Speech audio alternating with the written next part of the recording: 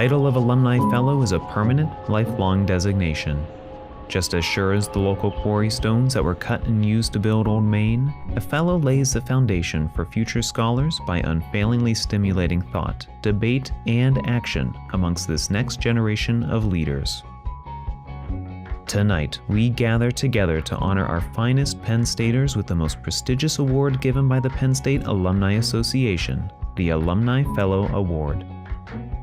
To begin our evening, please welcome Penn State Alumni Association CEO, Paul Clifford.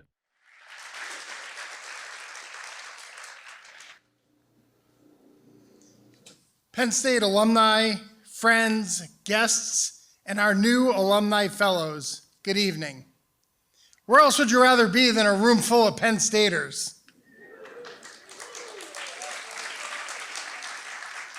I'm Paul Clifford. I'm the CEO of the Penn State Alumni Association, and I'm welcome to honor you to this special event.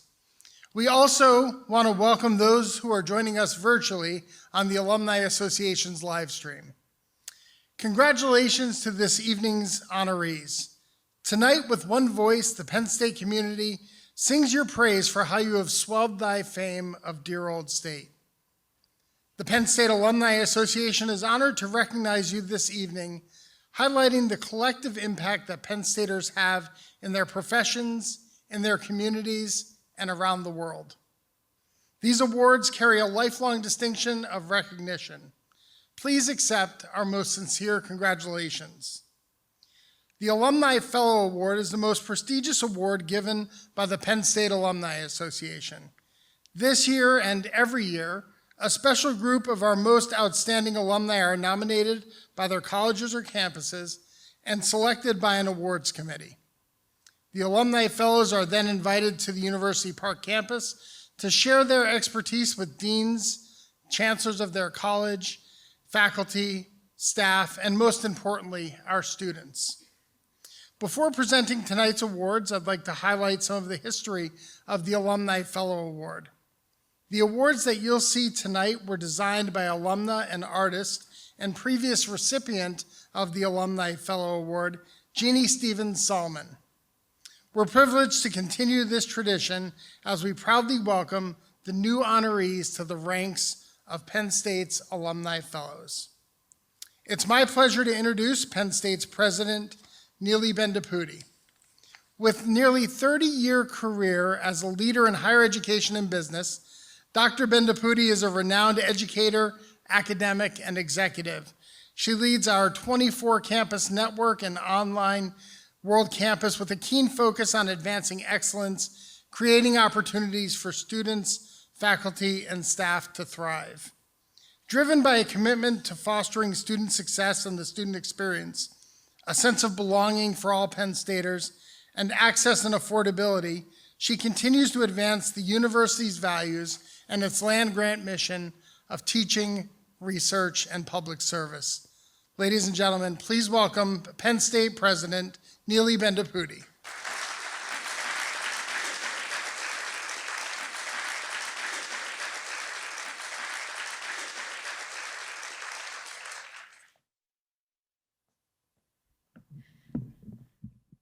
I can't really see this good-looking crowd very well. But let me start by saying thank you, Paul. It really sounded like my mother wrote it, so I am very grateful for that warm introduction. Good evening, everybody. Good evening. It is such a pleasure. It is truly an honor and a pleasure to be with each of you tonight. Because I was telling some of the kids who are here today, make sure you realize that your loved ones are pretty special. They're pretty special every day, but when they get this award, they're really, truly special. Because guess what? Penn State, we are so proud that we have over 700,000 living alumni. One of the largest, yeah, go ahead. And think about this, out of those 700,000 alumni, every year, we get to applaud and uplift and uphold as role models just a handful of people. I do not envy the selection committee. And I'm so delighted for Venkat Vendapudi, my husband, and me. This is already our second one because I'm on month 15 in this job. And I have to tell you, meeting you as alumni is the highlight of any president's career anywhere, but you make us especially proud. You, through your accomplishments, you embody our values, as you heard Paul say so well. Each of you represents that integrity, respect, responsibility, discovery, excellence, and community that we strive to live every day through everything that we do. I want you all to remember what it means when you say that Penn State University is your alma mater. Later on, you will hear more about our alma mater, but I want you to think about the significance of the words, the alma mater. That's Latin for the nourishing mother or the nurturing mother, and that is what Penn State is to each of you.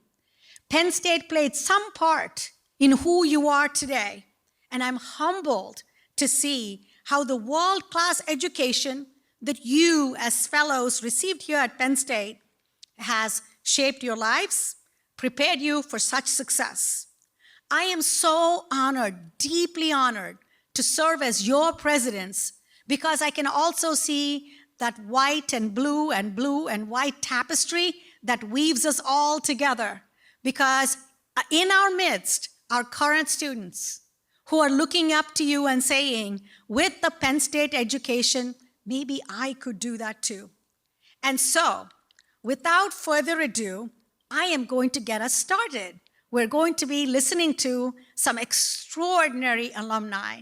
So everybody be prepared to be inspired, to be re-engaged with the university and its many, many, many offerings. And thank you for being part of Penn State. So let me begin by our first honoree, George Garrow. Please join me on stage.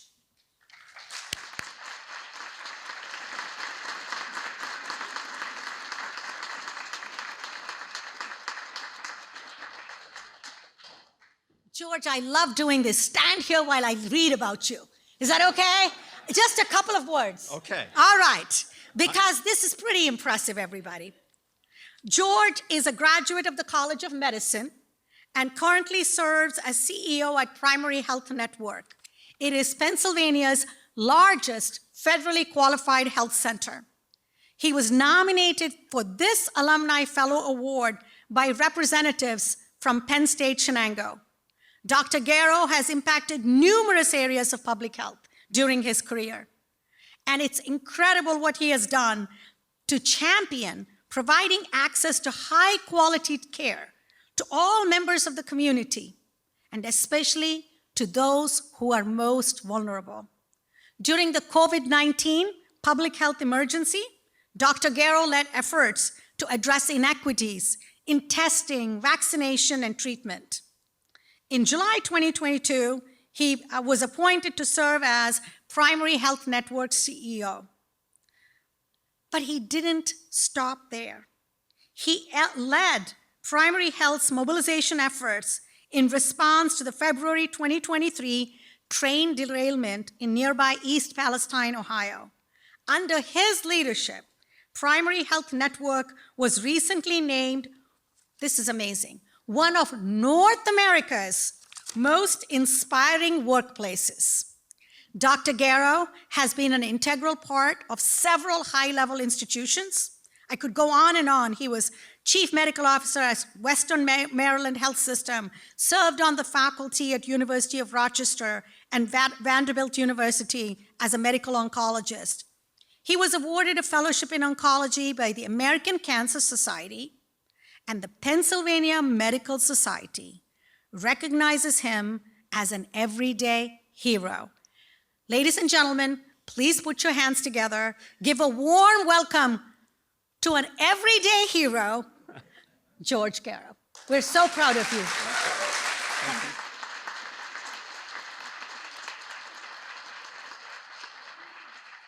Thank you so much.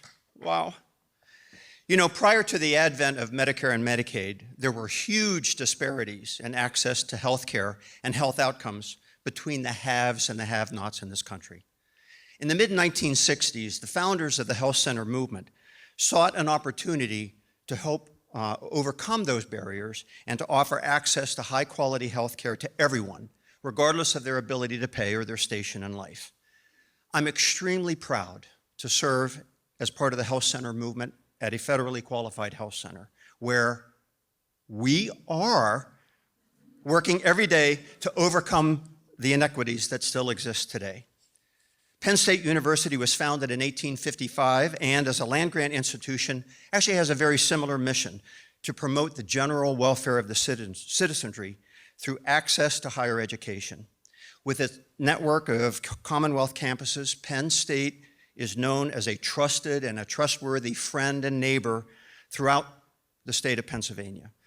I'm honored to continue to have the opportunity to collaborate with teams from the College of Medicine, the Ross and Carol Neese College of Nursing, many other departments here at University Park, and at Commonwealth campuses, including Penn State Shenango, where we are working to understand and address socioeconomic, environmental, and other health factors that present barriers to our community to achieve optimum health. To my wife of 39 years, Diane, and my best man, Spence Reed, two classmates of mine from medical school who are here with me this evening, thank you for your support and your encouragement, especially during the challenging times of medical school, when quite frankly, I wasn't sure I was going to make it. But thanks to your love and support, I did. And as they say, well, here we are. To my fellow 2023 alumni recipients, congratulations on your well-deserved recognition. I'm so proud to be standing beside you this evening. You see, we are examples of the great things that can be accomplished when good people are given the opportunity to pursue their dreams. Thank you, Carl Sizer and Dr. Carrick, for considering me for this amazing award. Thank you, President Bundapudi and Paul, for this incredible honor. I am so humbled. To the invited guests, faculty, and all those who are here tonight, thank you for being here. Now, please allow me to close with just a few final words of advice from a simple country doctor with a handlebar mustache. Lessons that I've learned along the way, if you don't mind. Be patient, be kind, especially to yourself, and lead with an open heart and an open mind. Keep yourself always open to new experiences. For you see, we are not experts, but rather we are on a journey. So tonight, please join me, and I've never been more proud to say, we are Penn State. Thank you.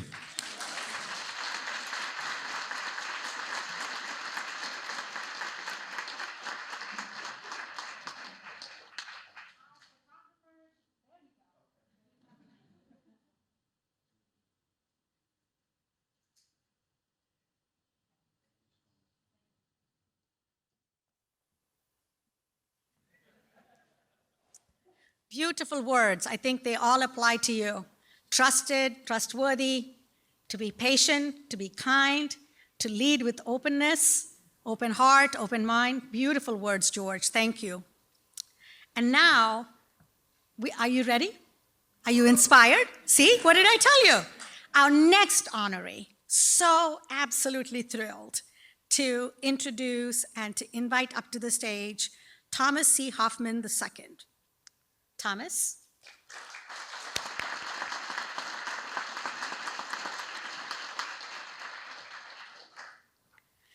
Thomas C. Hoffman II is a graduate of the Smeal College of Business, my academic home.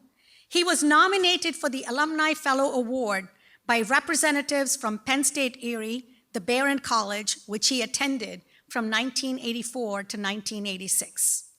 Currently, Thomas is an attorney with Knox, McLaughlin, Gornall, and Sennett, PC.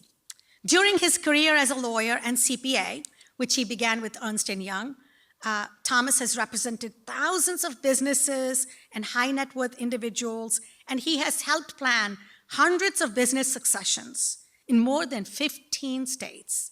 And the list of clients, the roster of clients is truly impressive, from manufacturing, oil and gas, timber, publishing, and many, many more. He's also originated and serves as a major contributor to the Knox Law Institute for topics including business succession, succession planning, estate planning, tax law, and so many more. Believe me, that succession is what keeps the economic engine of this country going. He's a founding board member of the Erie Center for Arts and Technology, which is an institution that offers middle and high school students art classes and mentorship at no cost, setting them up for success in school and beyond. The center also offers many other programs, including an adult training program for medical assistants. I think this is amazing. This offers free admission with support from regional employers. Thomas has been selfless with his philanthropic efforts for Penn State. He chaired the university's Gift Planning Advisory Council and served on Barron's Council of Fellows Board of Directors and Barron's Center for Family Business. It is truly such an honor for me to present you with this award, which I will bring back in a minute. But for now, Thomas, please, we would love to hear from you. Thank you very much. As Neely said, it's pretty cool because you can't see anybody out there. And I sort of wish I knew I was going to go after George because that's a heck of a nice speech he had there. One thing that's really interesting as Penn State alumni is that George was instrumental in the opportunity to have the Erie Center for Arts and Technology succeed because his organization was our first and lead tenant in a 250,000 square foot school, 80,000 square foot school that we developed into a major organization in inner city Erie, helping those students and adults change their life. And EPN has been huge with that. So it's just remarkable that we have that connection with Penn State, and I didn't know about it until a couple of days ago when my good friend Tom Roberts called and told me about it. So it's really pretty cool. I would like to start by thanking my mother and father, though, after that notion, for the sacrifice they made to sending me to Penn State. I had the opportunity while I was at Barron. By the way, I made that choice because my bride was going to Penn State, and I got accepted to several schools, and I thought, well, she wasn't my bride, of course, at that time, but, you know, she must be a good place to go, so I decided to go to Penn State. I have several options, and it's worked out extremely well. But my parents made the sacrifice to send us, and I had the opportunity while I was at the Barron campus to meet with a gentleman named John Lilly. He was one of the successors before Ralph Ford, who's with us today and is doing a great job. And I met with John Lilly, and he told me many different things, but he was very inspirational about the growth of the Penn State Barron campus and what that means for the Erie community. And my father was involved with economic development in Erie County, and I always wanted to be involved in that myself. In what we do in succession planning, what we've done with ECAT, and what we've been able to develop along with Ralph and his team at Penn State with the Erie Center for Family-Owned Businesses is about growing our community, economic development, and the crucial, important part that Penn State plays in that. And it's just been enormously important for me to be involved in that process. And I'd like to thank Ralph. I'd like to thank my children who are here with me tonight, and my darling bride who couldn't be making it because she's recovering from COVID, but doing very well. And thank you all for the opportunity. Thank you, George, for being there for our group, even though we didn't know it at the time. The Penn State connection is really nice. And thank you for this wonderful opportunity.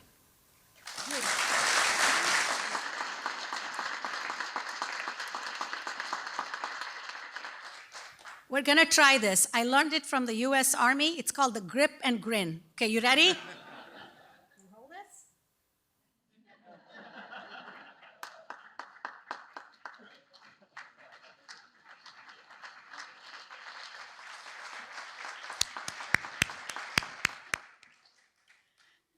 Thomas, thank you so much. All the words that you said truly resonate with the Penn State community. The Penn State connection, just like your parents made sacrifices to send you here, that's still the story of so many who bring the people here. And your message of community, economic development, and the role Penn State plays is truly at the core of who and what we are as a land-grant university. So congratulations.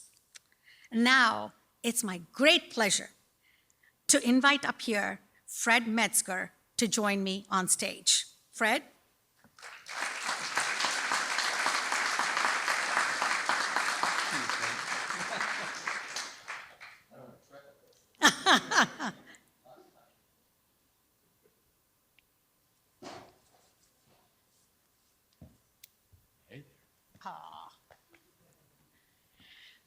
Fred L. Metzger, Jr., a graduate of the Animal Biosciences program in the College of Agricultural Sciences, is the founder and medical director of the VCA Metzger Animal Hospital and State College. And listen to this, the largest veterinary hospital in central Pennsylvania. Dr. Metzger also serves as an adjunct professor in Penn State's Department of Veterinary and Biomedical Sciences, and he regularly guest lectures in the Department of Animal Science and for the Pre-Vet Club. In 2021, Dr. Metzger and his family made a 7-figure gift to name the general purpose classroom in the Animal, Veterinary, and Biomedical Sciences building, providing such desperately needed funding for the departments of Animal Science and Veterinary and Biomedical Sciences. Dr. Metzger has earned so many honors, I kid you not, so we only listed a few. Induction into the Armsby Society of the College of Agricultural Sciences. He's a member of numerous professional organizations. I want to know more about the Royal College of Veterinary Surgeons, by the way. That'll be later. Yes, the American Board of Veterinary Practitioners, the American Veterinary Medical Association, the list goes on. Dr. Metzger was an instrumental mentor for Penn State student entrepreneurs who started Moicor, a cutting-edge animal diagnostics company. He has also collaborated with Penn State faculty on research projects, animal diagnostics, and treatment. In that capacity, Dr. Metzger has done everything, truly, from helping with muskrat research, treating injured bears in the field, placing implants in bobcats for tracking research. Does sound quite interesting, I must say. Ha, ha, ha. Fred, it is such an honor to honor you. We honor ourselves when we honor you. Thank you so much. Thank you. Thanks for coming, everybody, tonight.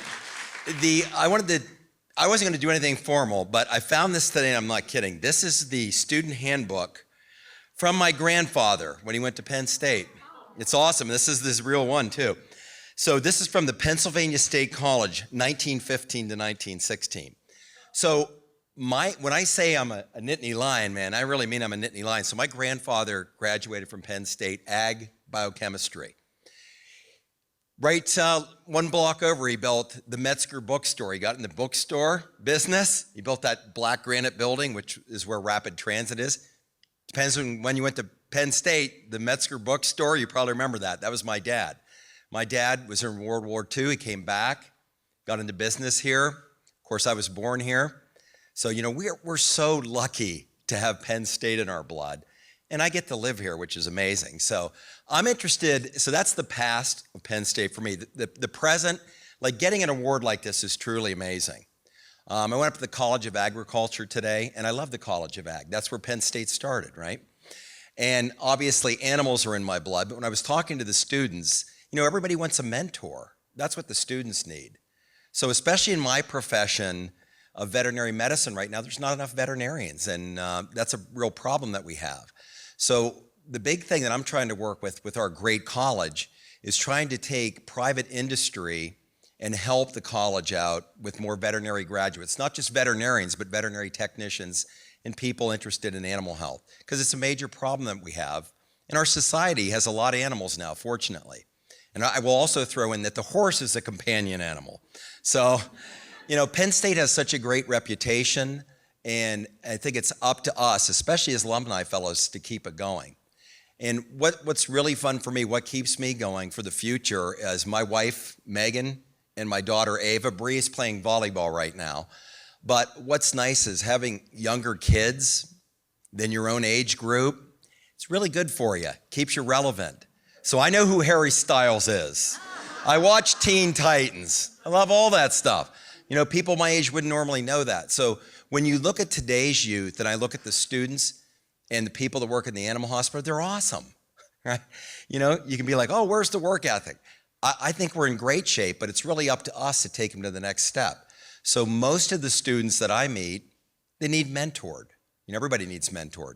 So what you try to do is take a lot of the mistakes that you made, tell them, hey, I wouldn't do this or I would do this, and just encourage them.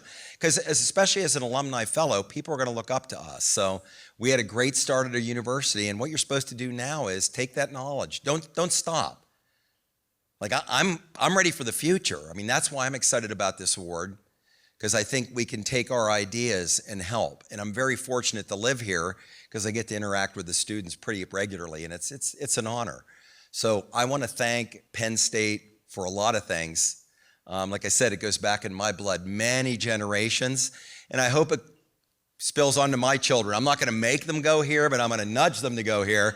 And I wanted to thank everybody for coming tonight. I think it's pretty amazing. So thank you very much.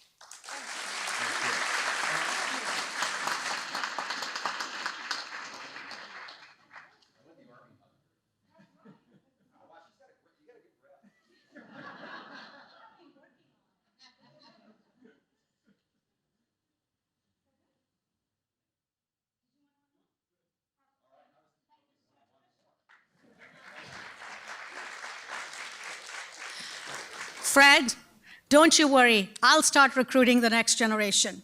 My husband will tell you, if your kids and grandkids and nieces and nephews are under 2 years old, they are safe from me. But above 2, I'm starting to recruit. Thank you so much. You are right. Ag is truly our lifeline. And I'm always either wearing a pin or it's on my desk. It says, Penn State, think Ag, because that really is our foundation. It's incredibly important.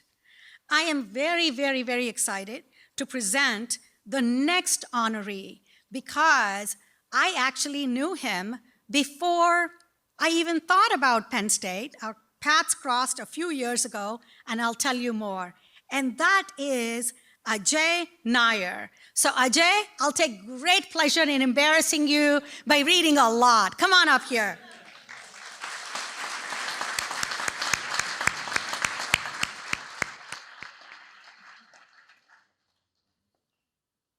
I truly cannot see some.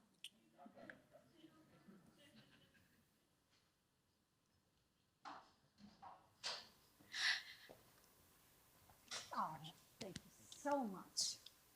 He's also president of a university, so that's kind of cool for me.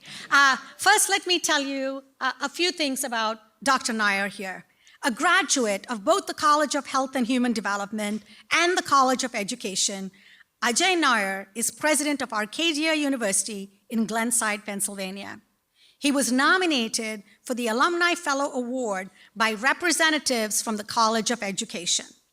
Since being appointed president in 2018, Ajay has helped reestablish Arcadia as a leading liberal arts institution, providing stability, compassion, leadership, and vision at a pivotal time.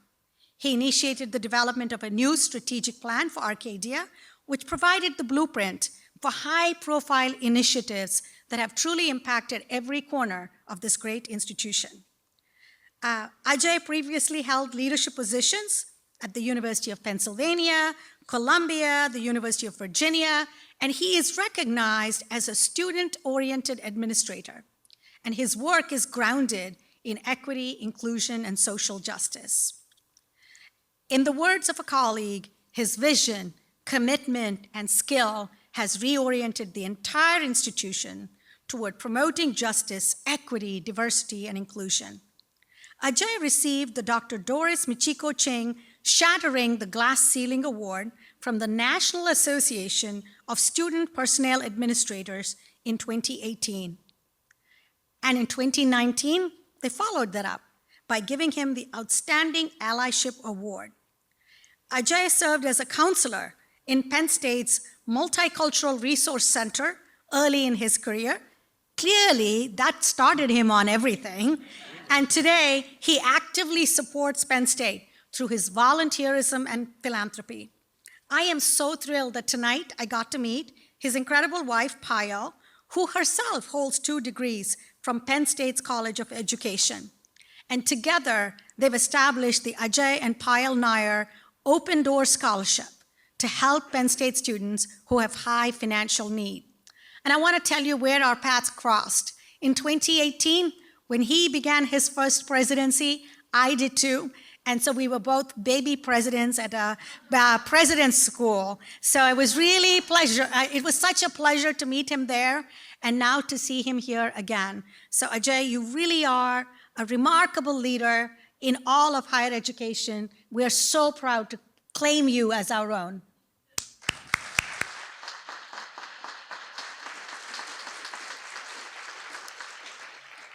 That was so kind and generous. It's hard for me to imagine that I'm worthy of such an award, but if there was an award for someone who was blessed by an institution, most blessed by an institution, that would be me. I was blessed by Penn State 30-some years ago because I met my wife, Payal, here. Payal, can you raise your hand there? I was also blessed because I met one of my best friends, Ron Gatehouse, here, and so many amazing people. I was blessed because I learned how to be a leader here at Penn State University. I learned about the notion of courageous leadership, the courage to trust your peers, the courage to take risks, the courage to be innovative. I learned about the important principle. I was blessed to learn about the principle of cultural humility, the idea that we should engage in the lifelong process of self-reflection and self-critique. I was blessed to learn about leadership.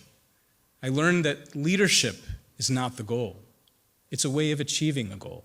And for me, that goal has always been to strive to be a reflection of the world that we want to live in.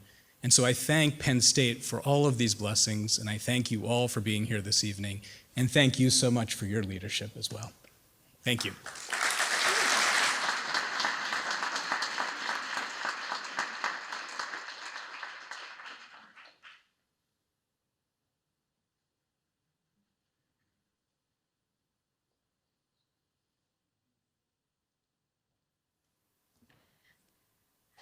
I couldn't have said it better, Ajay.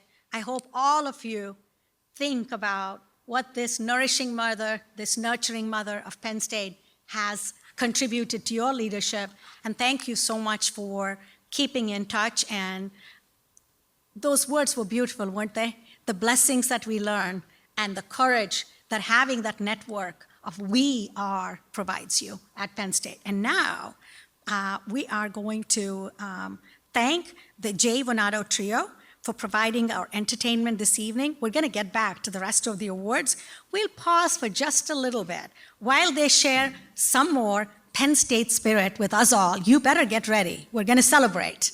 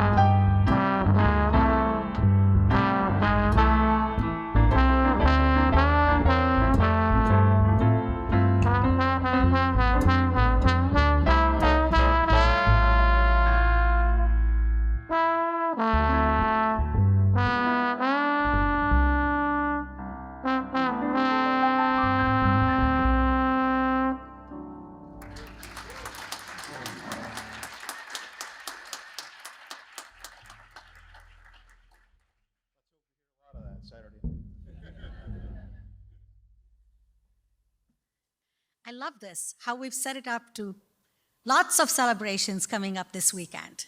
Thank you so much. Could we please have another round of applause?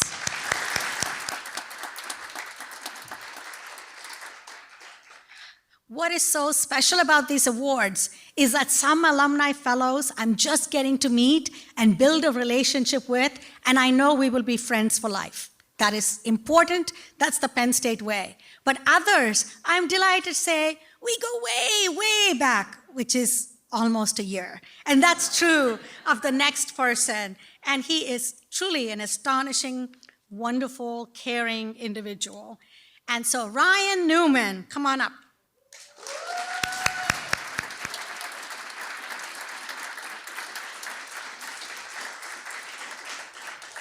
I felt like I was sounding too much like Price is Right. So instead of come on down, I changed it to come on up. So Ryan, it is fabulous to recognize you today. It truly is. Ryan earned his bachelor's degree in economics from the Smeal College of Business with honors from the Schreier Honors College. And he was nominated for the Alumni Fellow by representatives from the Schreier Honors College. He currently serves as managing director at Goldman Sachs, where he co-founded and co-leads a private wealth management team that manages in excess of $13 billion on behalf of Fortune 500 executives, Forbes 400 families, entrepreneurs, family offices and foundations, and endowments. While at Penn State, I've heard about this directly from Ryan. Ryan was awarded one of the first travel research thesis grants, and it enabled him to conduct his thesis research on fertility transition at a United Nations-sponsored Demography Institute in Cameroon. His thesis was subsequently accepted for presentation at the Population Association of America conference in Washington, D.C. So even as a student, he saw the power of acquiring knowledge and then disseminating that. Ryan also was recognized for his incredible success at Penn State by being the student marshal for economics at his graduation. This is someone who's always remained true to Penn State. He maintained strong ties through his contributions to Invent Penn State, most notably as the host of the Dare to Disrupt podcast, which I strongly recommend, which he helped to launch. This podcast highlights alumni who are innovators, entrepreneurs, leaders, and the stories behind that success. He also serves on the external advisory board of the Schreier Honors College, the Principal Gifts Committee in Development, and he received the Alumni Achievement Award in 2011. Ryan, it's my great honor to recognize you with this award.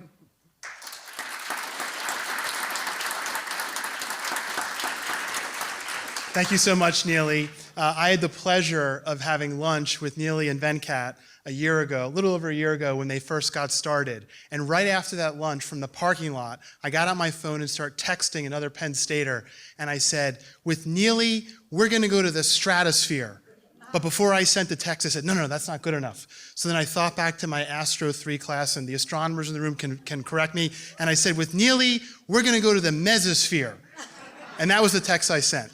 But as I stand here today, I believe that there is actually no layer of the atmosphere that can contain how much Penn State can soar under Neely's leadership. We are so great to have you. Thank you, Neely. Another tremendous talent at Penn State is Dr. Dean Mather. Dean Mather is the Dean of the Honors College. I want to personally thank you for nominating me for this highly prestigious award.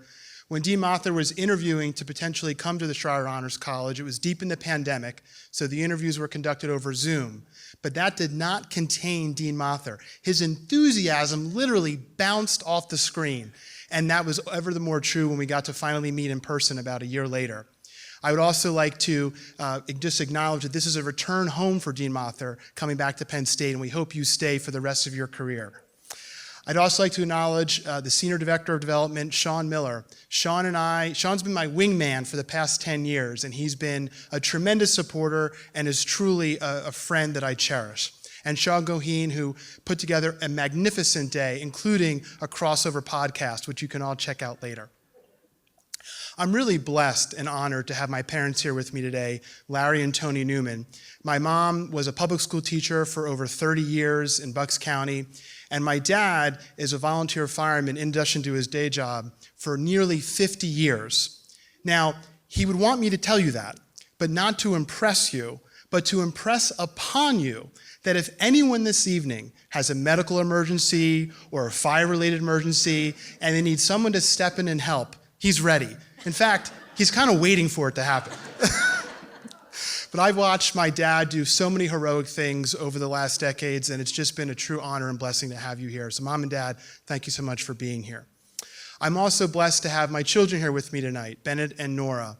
And we started indoctrinating them early. So under the pantheon of superheroes in our household, it was Mickey Mouse, Batman, and the Nittany Lion. And I have great visions of my daughter Nora wearing a Penn State cheerleading costume and having the real cheerleaders shake their pom-poms by her side. Or the first time we put Bennett onto the Nittany Lion statue. And we took his photo as a toddler, and then after the photo was done, we went to take him off, and we reached in, and he started to cry. And I said, Bennett, what's wrong? And he said, I'm waiting. And I said, what are you waiting for? And he said, turn it on now.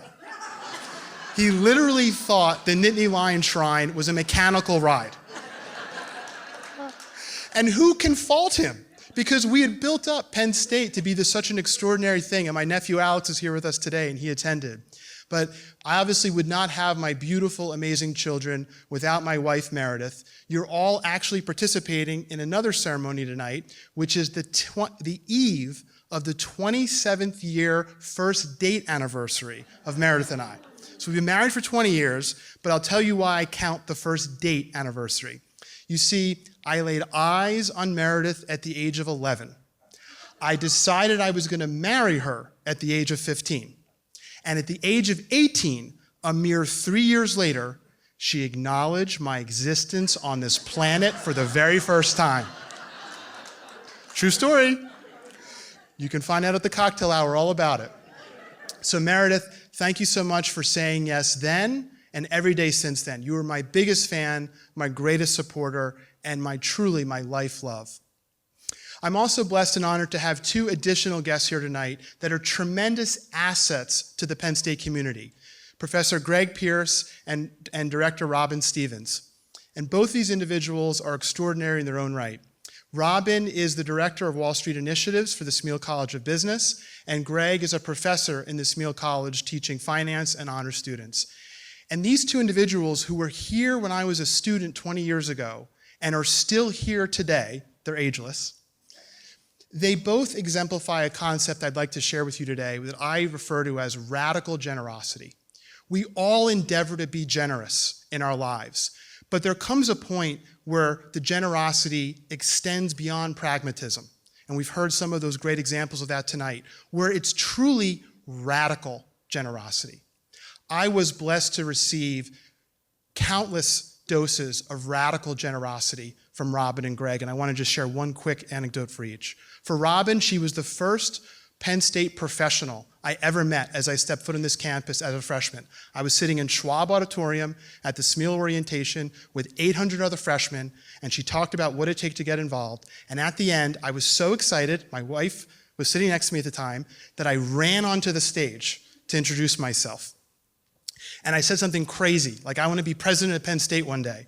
And she looked at me and all my craziness, and she embraced me for the next 4 years of my college experience. And there's arguably no one who's done more to place more students on Wall Street than Robin Stevens over the last 20 years. Greg Pierce was our honors core advisor. He taught us all of our honors principal courses in the Smeal College of Business. We literally had the same professor for 16 credits in our junior year. Our classes were 4 hours long, and he did the most extraordinary thing. Our first assignment was a goal-setting exercise. He had us type up our goals and submit it. But then he created a mutiny in the honors class because he gave us all B's and C's. He told us our goals weren't specific enough. You said you want to get married? What year? You say you want to go to law school? How much is it going to cost? brilliant, radical. And years later, when I would email him about these goal-setting exercises, within minutes, he would respond with the actual exercise that I had submitted right back to me. And so as a sign of my just pure gratitude for the radical generosity that Robin and Greg possess, I'm announcing today the two major gifts. The first is the Robin L. Stevens Wall Street Boot Camp Honors Scholarship in the Smeal College of Business. And the second is the Associate Teaching Professor for Gregory R. Peters Scholarship in the Smeal College as well. Both of these scholarships will be fully funded by my family, but we will invite the broader Penn State community, the countless students that have been truly touched by both Greg and Robin, to also contribute. I'm grateful for you all, and I love Penn State. Thank you very much.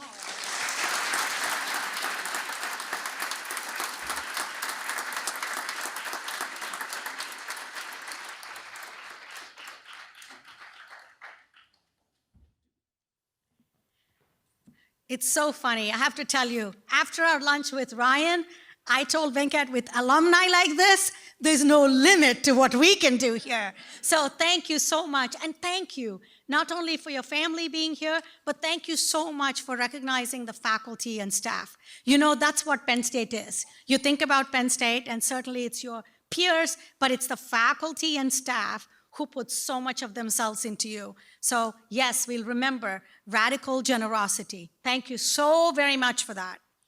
And now, another incredible, inspirational figure comes before you, and that is Jane Rigby. Yeah, truly.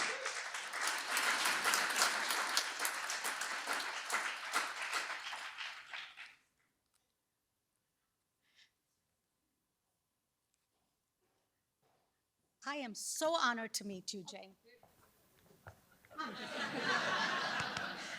Truly so looking forward to this. Jane R. Rigby is a graduate of the Eberly College of Science. And listen to this, people. Listen up carefully. She currently serves as the senior project scientist for NASA's Webb telescope. How cool is that? It's incredible to me. In fact, Jane is one of the leaders of the team that commissioned the most powerful telescope ever built. She influences the science program behind the Webb telescope's groundbreaking images, which have fueled discoveries of extrasolar planets, gravitational lenses of galaxy clusters, planetary nebulae, the stellar nurseries, and much, much more. NASA selected Rigby to present and explain these images and other findings to the President and Vice President of the United States. Is that cool? Oh, that needs an applause right there.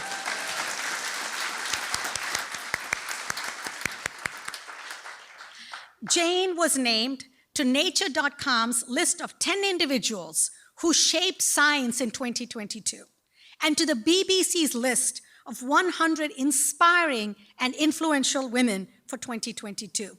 She also received NASA's Exceptional Scientific Achievement Medal in 2022. Truly remarkable. As a Schreyer Honors College student at Penn State, Jane served as president of the Astronomy Club, co-founded the AstroFest outreach event, and was a member of the club field hockey team. She's a proud champion for LGBTQ+ inclusion, and she's a founding member of the American Astronomical Society Committee for Sexual Orientation and Gender Minorities in Astronomy, as well as a co-founder of the Inclusive Astronomy 2015 conference. We were showing up. Harry Styles, I kind of know, but I know that my students would call her a shero, so that's what I'm going to do. Jane, it is a great honor for us to recognize you and proudly claim you as one of our own.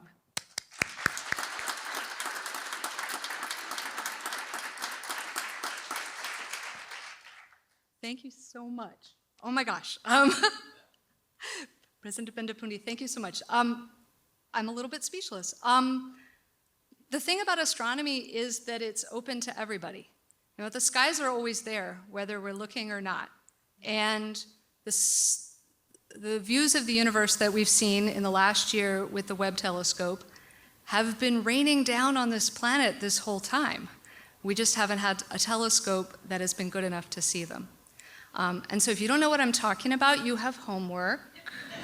Okay, Webb telescope, look it up, and spend some time, because one of the lovely things about the last year is that the astronomers have been spending time just wandering, getting lost through the images. They're really gorgeous. It's all really out there. When I came to Penn, so I am first just wanted to thank my family, my parents who are also public school teachers, and my dad is also a volunteer firefighter.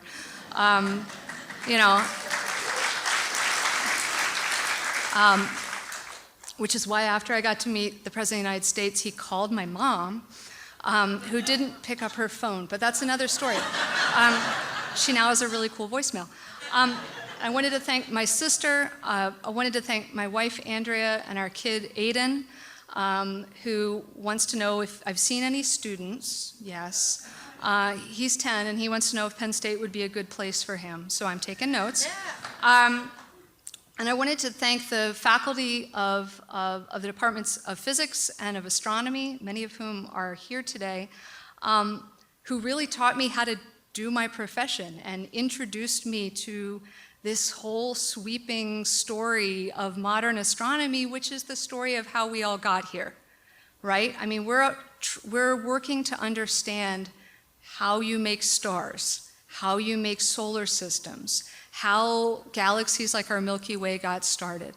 And that's a beautiful story, and it's a story that we're all part of, right? The atoms in your body, except for the hydrogen, which was made in the Big Bang, all the other atoms in your body were made in stars. And so, Carl Sagan used to say that we're made of star stuff. That's not hyperbole, you literally are.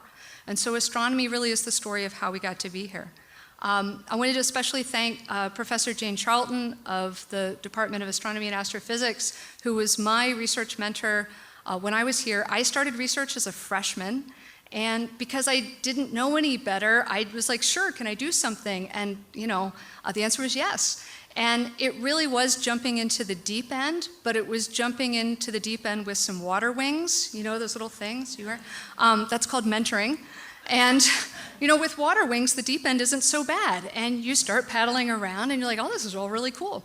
One of the first things that I did was Jane gave me a proposal, because it was kind of an emergency and it was the last minute, and the grad student who had written it the last time was in the hospital. And so they're like, well, this proposal didn't win time on the Hubble Space Telescope last time. That's okay, most of them don't. Like 5 out of every 6 get rejected because there's just not enough time. So it didn't win, can you make it better? And that was like low stakes, right? You're like, well, the worst I can do, but it was also totally the deep end, right? Write a proposal to use what was then the best telescope in the world and make it work. And it was just getting to do real research from the get-go that really got me started into doing what I do today. I want to thank I want to point out that you're giving me credit for getting a big telescope to work, and I played a good role in that, but there were 20,000 people who built the Webb telescope over several decades. And it really does that's how science gets done, is these teams of people. It really has been an honor to be a part of that team. I wanted to thank the Eberly College of Science and the Schreier Honors College for giving me a full scholarship so that I could come to Penn State. That was key. And I wanted to thank my scientific colleagues, because for me, I got into this for the space, but I stayed for the people. And so I just want to close with gratitude and with just a reminder that the skies are out there for everyone, and part of what we're doing is both figuring it out, telling the world, and then broadening the participation in who can do that figuring out. So thank you.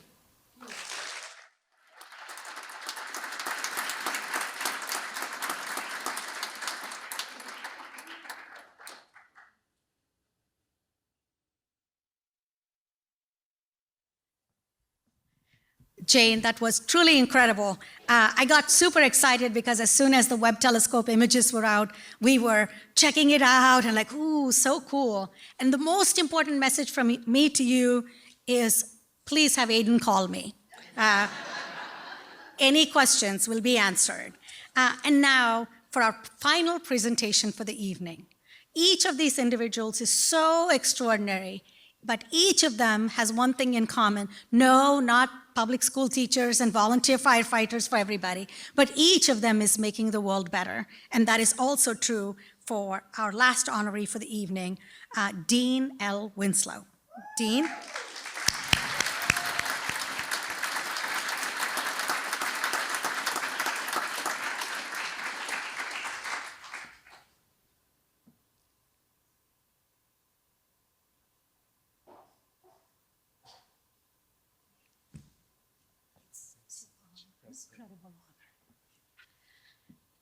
Dean L. Winslow, a graduate of the Eberly College of Science, currently is a professor of medicine at Stanford University. Dr. Winslow has also had a 35-year military career, rising to the rank of colonel in the U.S. Air Force. He's a highly decorated veteran whose service included coordinating military public health in Louisiana in the aftermath of Hurricane Katrina, and serving as an ER physician at the U.S. Air Force Combat Hospital in Baghdad during military operations in Iraq. Dr. Winslow also has a truly stellar academic career. This is what professors do. I actually Googled and looked him up. It's incredible. Published scholar with dozens of peer-reviewed publications, as a scientific developer of new technology to identify HIV virus, and as director of clinical research for a leading pharmaceutical company. I think if there's one hallmark of Dr. Winslow's career, it is this: he believes in helping others. Shortly after the COVID-19 pandemic began, he volunteered his time and his expertise at the Centers for Disease Control. He was appointed director of the COVID-19 Testing and Diagnostics Working Group, which was a $46 billion endeavor to track the virus and end the pandemic. Early in his career, he established the first HIV clinic in Delaware, and he arranged medical care for Iraqi children with complex medical conditions. Dr. Winslow and his wife, Dr. Julie Parsonette, created the Eagle Fund of the Silicon Valley Community Foundation, which provides aid to Middle Eastern and Central American refugees. And in 2018, he co-founded SAFE, Scrubs Addressing the Firearms Epidemic, an organization that strives to unite healthcare professionals to address gun violence. In the words of one of his colleagues, there can be no question at all about his contributions to medicine, to science, to our country, and to the fabric of our communities. It is with great pride, Dean, that we induct you and give you this Alumni Fellow Award. Truly, thank you.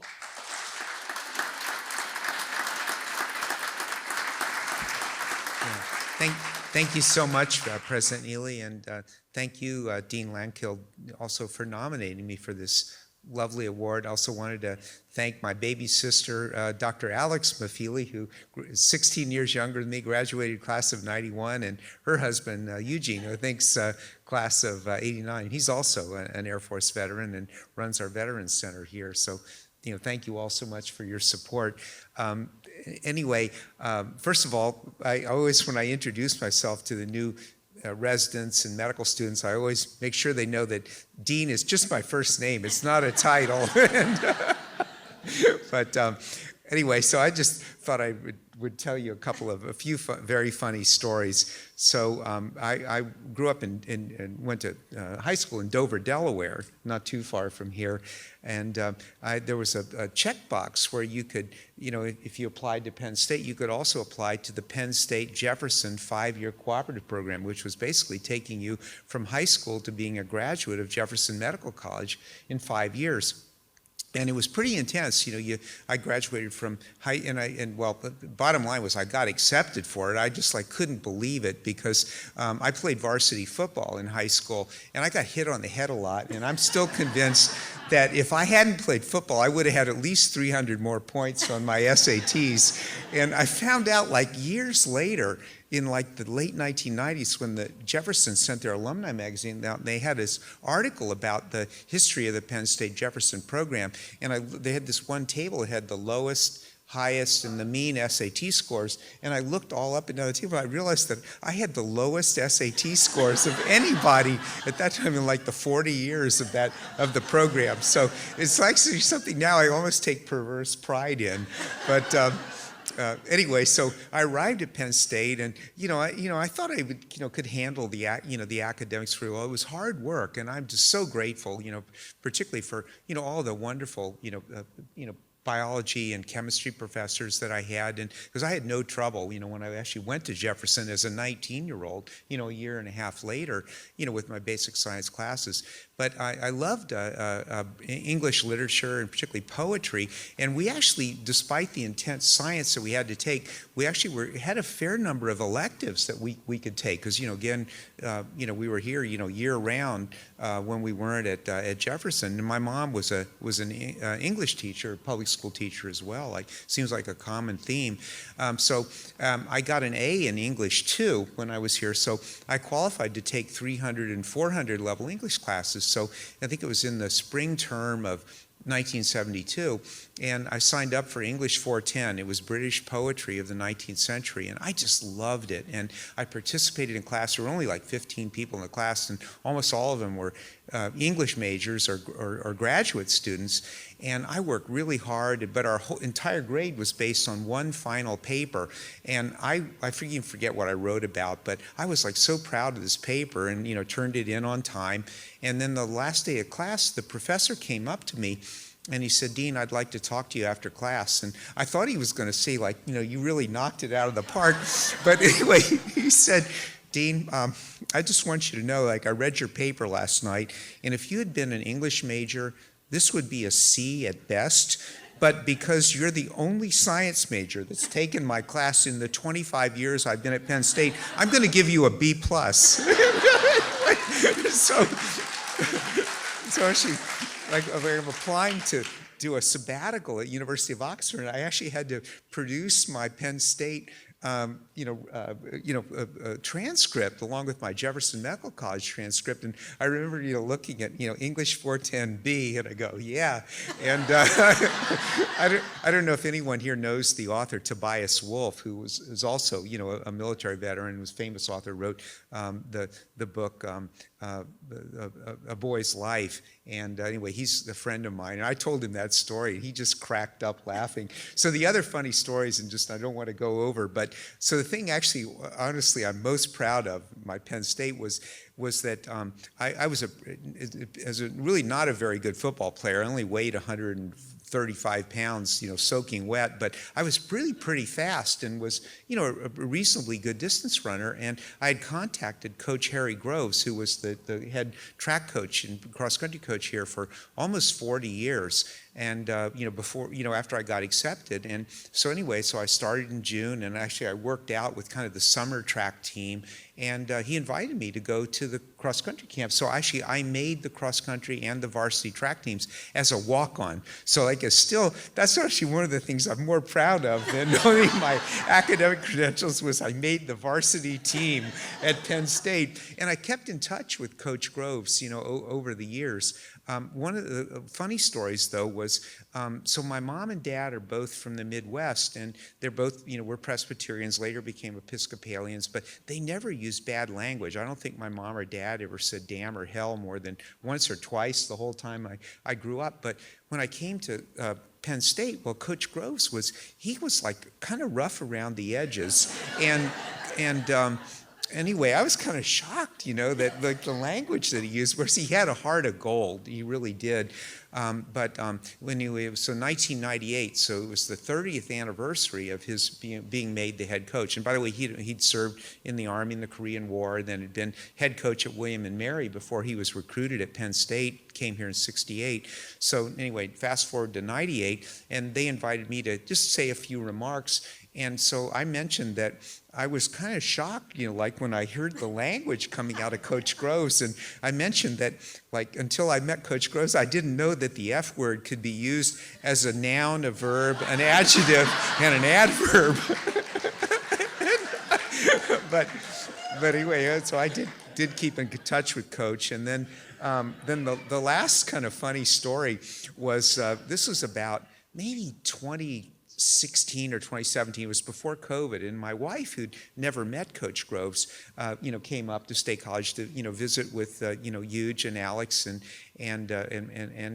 anyway, Coach had just recently moved from an apartment where he lived downtown into a retirement community, just a little bit farther down the street, and Coach invited me to have and Julie, my wife, to have breakfast with him. And so, we're talking and kind of laughing about the old days and everything. And then at one point, my wife asked Coach Gross, says, "Coach, what was Dean like in college?" And anyway, Coach said, "Well, he wasn't my fastest distance runner, but he raised the team GPA significantly."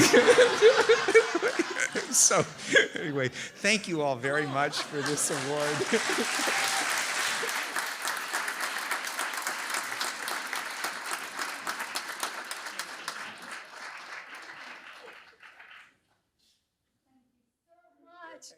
Oh my gosh, that was incredible.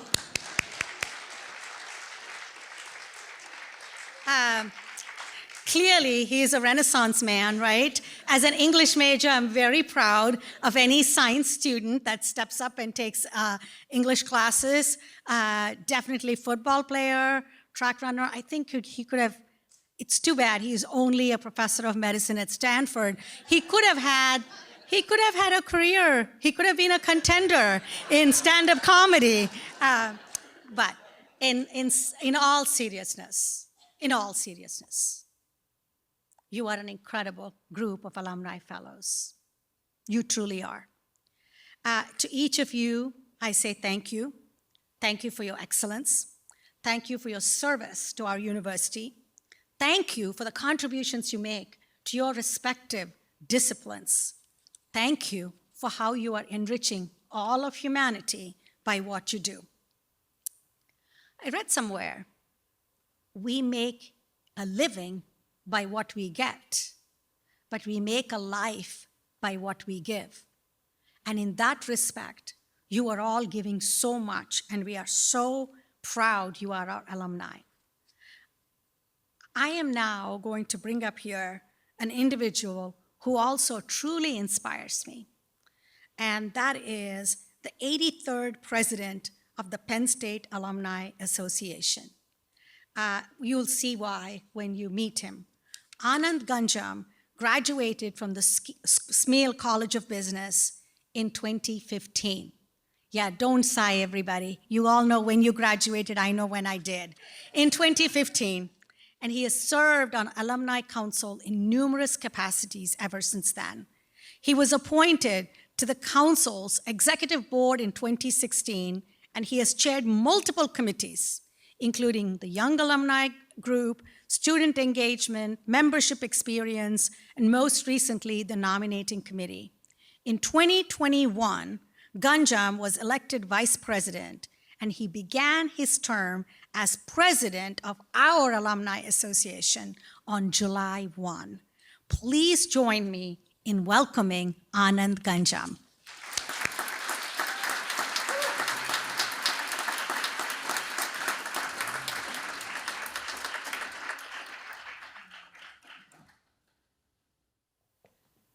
Thank you, Dr. Bandapudi. Dean, I was hoping you'd just keep going with the comedy routine. That was pretty awesome. Paul asked the question earlier today, and the only answer I have is that there is absolutely no place I would rather be than a room full of Penn Staters today. I don't know about all of you, but I am ready to run through a wall.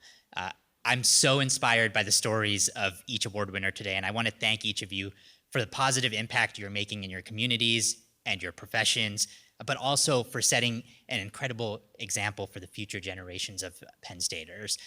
People ask us all the time why we love Penn State, and I think all of us have a different answer for it, but I wish everybody could just see this today, because this is really what it's about, and this is so inspiring. On behalf of our more than 750,000 alumni and our more than 174,000 Alumni Association members, I again would like to congratulate this year's class of Alumni Fellows. Each Alumni Fellow has helped to make Penn State the institution that it is today. In the words of Eric Walker, Penn State's 12th president, "Wherever you go, Penn State will go with you. You are now a part of her. Her image will be cast in your image. Your reputation will become her reputation." And what a reputation our alumni and today's Alumni Fellows have built over the last 164 years. No one has reflected more honor and prestige on Penn State than all of you. On behalf of the Penn State Alumni Association, I'm honored to congratulate you, our new Alumni Fellows. Before we close out our ceremony with the singing of the alma mater, I'd like to invite those attending in person to continue tonight's celebration by joining us at the Hintz Family Alumni Center. Please see the back of your program if you need directions. I'd like to also send a special thank you to all of our loved ones and fellow Penn Staters and community members who joined us on the live stream today. Alumni Fellow members, if you were getting too comfortable, I want you all to join us up on the stage if you don't mind and if you can. And to close out the evening, we're going to rise. Please, everyone who is able to rise for the singing of our alma mater as we raise the song together. Thank you.